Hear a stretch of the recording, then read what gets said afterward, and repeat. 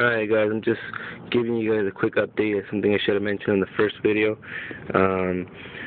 I did bleed the lifters in the front bank that were installed. I purged all of them, and I have not installed the rear bank ones. I'm going to do that right now, but also something you guys should just see, so you guys will actually notice on this tension. Maybe you get a good view here. That's a lot of slack right there.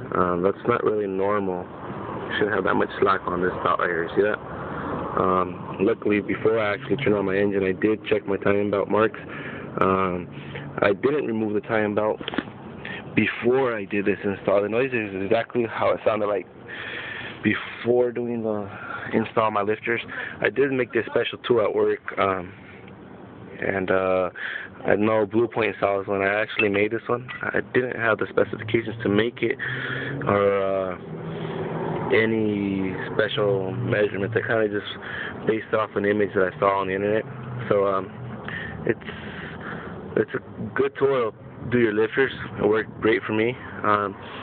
There are some dimensions that I'd probably cut right here a little bit more, so that I have enough clearance over the spacing for the spark plugs.